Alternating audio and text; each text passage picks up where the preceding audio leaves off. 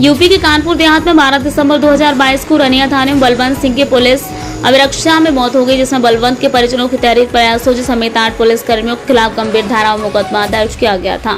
इसी मामले में कानपुर देहात के न्यायालय की एंटी डकैती एसओजी प्रभारी समेत पूरी एसओजी टीम बरी कर लिया गया। तो वहीं सिबली थाने के तत्कालीन इंस्पेक्टर राजेश सिंह और मेहता के तत्कालीन चौकी प्रभारी ज्ञान प्रकाश पांडे को दोषी करार दबाव दिया है, जिसमें न्यायालय में 24 अक्टूबर को सजा सुनाते हुए कहा कि तत्कालीन इंस्पेक्टर राजेश सिंह और मेहता के तत्कालीन चौकी प्रभारी ज्ञान प्रकाश पांडे को 5-5 वर्ष की सजा सुनाई। इसके साथ ही 10-10 हजार रुपए का जुर्माना लगाया है। सास के अधिवक्ता राजू पोडवाल ने जानकारी देते बताया, न्यायालय में 10 बलवंत की पत्नी को आर्थिक सहायता में 10 लाख रुपए देने की बात कही।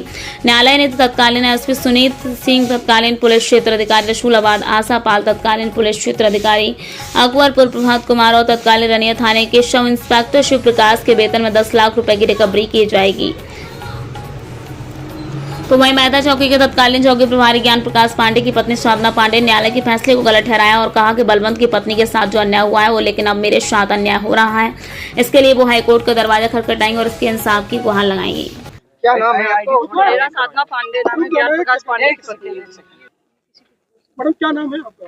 मेरा नाम साधना पांडे, मैं ज्ञान प्रकाश पांडे की पत्नी हूँ। अच्छा, आज फैसला आया है, मैं इससे नहीं खुश हूँ, बिल्कुल क्या लगता है? मेरे साथ घोर अन्याय हुआ है। मुझे क्या लगता है ये मैं नहीं जानती, लेकिन मेरे साथ अन्याय हुआ है। वो बलवंत की पत्नी के साथ तो अन्याय हुआ था, लेकिन अब मेरे साथ अन्याय हुआ। सोजी जो टीम है उसने बेरहमी से इन लोग बलवंत की हत्या की थी। सोजी को बरी कैसे कर दिया गया? अब ये कैसे कर दिया गया? सारे एविडेंस उनके होने के बावजूद भी उनको बरी कर दिया गया। फैसला जो हुआ है मेरे खिलाफ कोई गवाही नहीं, कुछ नहीं, सिर्फ जीडी के आधार पर हमें ये दोषी ठहराया गया है। क्या सजा सुनाई गई? 5 साल की सजा सुनाई गई। बलवंत मामले में फैसला आया है जी। क्या कुछ फैसला आया है? फैसले से संतुष्ट नहीं है। फैसले में जो 19 को जजमेंट आया था, पत्रावली में पर्याप्त साक्ष्य थे, चाहे वो प्रथम सूचना रिपोर्ट हो या जो अभियोजन के साक्ष्य थे।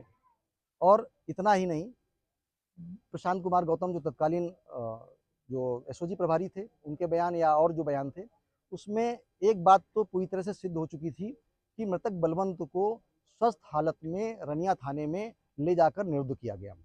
और निरुद्ध करने के बाद की स्थिति जितनी थी, अगर अन्य कोई साक्ष्य भी न होते तो सारी की सारी जिम्मेदारी पुलिस अधिकारियों की बनती थी कि वो बताते कि आखिर बलवंत की मृत्यु कैसे हुई और जो 31 चोटें उसके शरीर में गंभीर पाई गई और जो चेंबर पूरी तरह से खाली था वो कैसे खाली हुआ, उस सारी की सारी स्थितियों को बताने का पूरा दायित्व पुलिस प्रशासन और उन लोगों पर बनता था जिन लोगों ने जाकर वहाँ बंद किया था। उन सारी की उपस्थितियाँ वहाँ पर पाई गई। अब बात आती है न्यायालय का निर्णय। न्यायालय का निर्णय जो भी है उसके खिलाफ माननीय उच्च न्यायालय इलाहाबाद के समक्ष इसमें अपील दाखिल की जाएगी। निर्णय देखने को नहीं मिला। यहाँ आज जो निर्णय आया उस निर्णय में 5-5 साल का जो सज़ा की गई है तत्कालीन सिवली थाना प्रभारी राजेश कुमार सिंह और तत्कालीन जो मेहता चौकी प्रभारी हैं ज्ञान प्रकाश पांडे, इनको 5-5 साल की सज़ा और सज़ा के साथ साथ 10-10 साल का जुर्माना।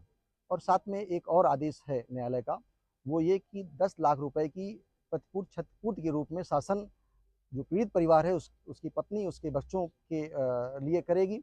और साथ में इस जो 10 लाख की प्रतिपूर्ति अगर सरकार चाहे तो इसके लिए वह तत्कालीन पुलिस अधीक्षक सुनीति, तत्कालीन पुलिस क्षेत्राधिकारी रसूलाबाद आशापाल, तत्कालीन अकबरपुर पुलिस क्षेत्राधिकारी प्रभात कुमार और तत्कालीन रनिया थाना प्रभारी शिव प्रकाश सिंह के वेतन से उसकी वसूली सरकार चाहे तो कर सकती है। आज फैसला आया है, जो मामला चल रहा है, कितना संतुष्ट है? कतई संतुष्ट नहीं है।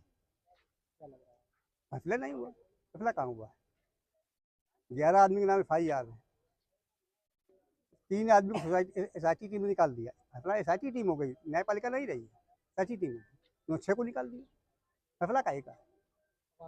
आगे सुप्रीम कोर्ट जाएंगे, हाई कोर्ट जाएंगे, राष्ट्रपति के यहाँ जाएंगे, निर्णय लेकर आएंगे 1 साल के भीतर।